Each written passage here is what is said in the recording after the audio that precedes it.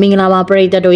့ပရိသတ်တို့စူပါမားကတ်လိုနေရာမျိုးကိုသွားတဲ့အခါမှာတစ်သီးတွေရောင်းတဲ့နေရာမှာပြောင်းလဲချုံးမွန်နေတဲ့စားကျင်စပွဲဖျဲသီးအလုံးလာတွေကိုမြင်ဘူးတွေ့ဘူးကြမှာပါဖျဲသီးကကဘာပေါ်မှာစားသုံးမှုအများဆုံးအသီးမျိုးစားတွေကတခုဖြစ်ပြီးတော့2020ခုနှစ်မှာဆိုရင်ကဘာပေါ်မှာဖျဲသီးတန်ချိန်တန်101.6 တန်ထိထွက်ရှိခဲ့ပြီးတော့ရောင်းချခဲ့တယ်လို့သိရပါတယ်ဒီကဗီဒီယိုမှာတော့ပရိသတ်တို့ဘိုးတူတာရစေဖို့ရအတွက်စိုက်ခင်းတွေကနေစူပါမားကတ်ကအယောင်နေရာကိုရှောက်တဲ့ထိဖျဲသီးတွေကိုစက်ရုံမှာဘလို့ပဲပုံထုတ်ပိုးကြလေဆိုတာကိုတင်ဆက်ဖော်ပြပေးမှာပဲဖြစ်ပါတယ်ရှင်။ဖျဲသီးတွေဟာကြီးမားတဲ့ຫນွေပင်မျိုးစားအသီးဖြစ်ပြီးတော့အခွန်ထူက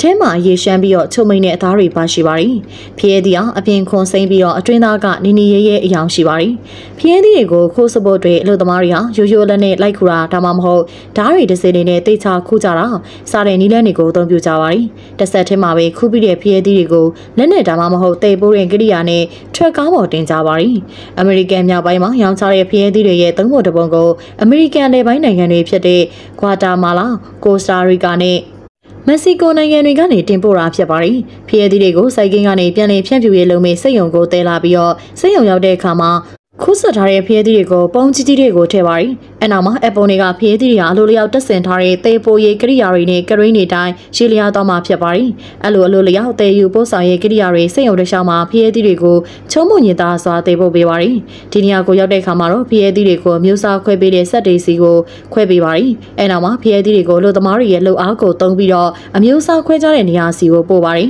။ဒီနေရာမှာလူသမားတွေဟာသေပိုရေးကိရိယာဘောကနေဖြတ်သွားတဲ့ဖျဲသီးတစ်လုံးချင်းစီကိုတိချကြည့်ရှုစစ်ဆေးကြပါတယ်။သူတို့ဟာဖျဲသီးတွေကိုအရွယ်စားရင်းမဲ့မှုပမာဏနဲ့အရှိသွေးတွေပေါ်မှာမူတည်ပြီးတော့အများစားခွဲရပါတယ်။လိုအပ်တဲ့သမတ်ချက်တွေနဲ့မကိုက်ညီတဲ့ဖျဲသီးတွေကိုထပ်မံစစ်ဆေးဖို့ဒါမှမဟုတ်စွန့်ပစ်ဖို့တွင်တေပိုကိရိယာပေါ်ကနေဖယ်ရှားရပါတယ်။ဒီလိုနဲ့ဖျဲသီးတွေဟာတေပိုရဲ့ကိရိယာကနေတဆင့်လဲပတ်နေတဲ့ brush ကြီးတွေတက်ဆင်ထားတဲ့နေရာကိုရောက်ရှိလာပါတယ်။ဖျဲသီးတွေကိုတန်းစင်ဖို့နဲ့အယောင်တင်ဖို့ရာအတွက်ခုလိုလုပ်တာဖြစ်ပါတယ်။ဒီ brush တွေကိုနူးညံ့တဲ့အမွှေးမြင်နေနဲ့ပြုတ်လုပ်ထားပြီးတော့အဲ brush တွေကိုအောက်ကိုရောက်တဲ့အခါမှာဖျဲသီးတွေရဲ့မျက်နှာပြင်တစ်ခုလုံးကိုပြောင်းဆင်ဖို့အောက်ခြေကနေဒလိန်တုံးတွေတက်ဆင်ထားပါတယ်။လဲနေတဲ့ brush တွေဟာဖျဲသီးခုံမှာကတ်နေတဲ့အညစ်အကြေးတွေကိုဖယ်ရှားပေးပြီးအမြင်နောက်ပါတန့်စင်တဲ့ဖျဲသီးတွေကိုရရှိစေပါတယ်။ဖျဲသီးတွေမူလတုန်းက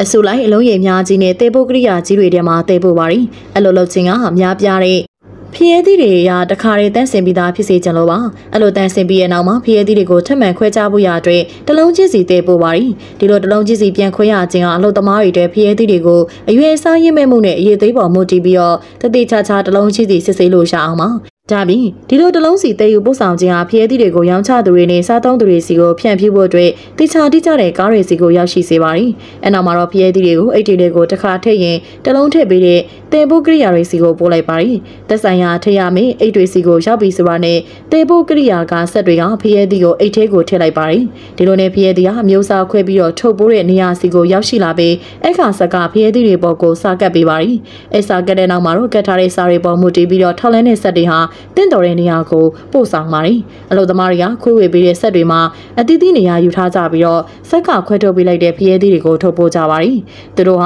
ရောက်ရှိလာတဲ့ဖျဲသီးတွေကိုစူပါမားကတ်တွေဒါမှမဟုတ်အခြားရောင်းသမားတွေစီကိုကားပေါ်တင်ဖို့အတွက်ပုံးတွေကိုထည့်ရပါတယ်အလို့သမားတွေကပုံးတွေထဲမှာထည့်ထားတဲ့ဖျဲသီးတွေဟာအလုံးရည်မှန်လားရေစားညင်ညိုလားအမျိုးစားမှန်ကန်လားဆိုတာကိုသိချစစ်ဆေးရပါတယ်ဒါပြီးအနာပါတဲ့အလုံးတွေပုံမှန်မဟုတ်တဲ့အလုံးတွေပါလာခဲ့ရင်လေထုတ်ပိုးတဲ့လုပ်ငန်းစဉ်ကနေဖယ်ရှားရပါတယ်နောက်ဆုံးဆက်မှာတော့ဖျဲသီးတွေထည့်ထားတဲ့ပုံးတွေဟာရှုပ်ထွေးတဲ့တည်ယူပို့ဆောင်ရေးကိရိယာလမ်းကြောင်းတွေကနေတဆင့်တည်ယူပို့ဆောင်မဲ့ထရက်ကားတွေစီကိုရောက်ရှိပါတယ်ဒီနေရာမှာလှုပ်ဆောင်တဲ့တည်ယူပို့ဆောင်ရေးကိရိယာတွေဟာဖျဲသီးပုံးတွေကိုပို့မဲ့အချိန်ပို့မဲ့နေရာစတဲ့အချက်ပေါ်မှာမူတည်ပြီးတော့မှန်ကန်တဲ့ကားတွေစီကိုရအောင်ပို့ဆောင်ရပါတယ်လူတိုင်းဒီပါကျနေတဲ့ကြားတဲ့ဖျဲသီးတွေကိုစားသုံးသူတွေစီကိုလက်ဆက်စွာနဲ့ရောက်ရှိဖို့ရအတွက်အခုလိုစင်စင်အသီးသီးကိုဖျက်ကျော်လှုပ်ဆောင်ရပါတယ်ပရိသတ်တို့ရောခုလိုဖြန့်ဖြူးတဲ့လှုပ်ဆောင်မှုကိုဘယ်လိုထင်ကြပါသလဲပရိသတ်တို့ရဲ့ထင်မြင်ချက်လေးတွေကွန်မန့်မှာရေးခဲ့ပေးပါအောင်နော်အခုဗီဒီယိုလေးကိုစုံတီကြည့်ရှုပေးခဲ့ကြတဲ့အတွက်အားလုံးကိုကျေးဇူးတင်ပါတယ်ရှင်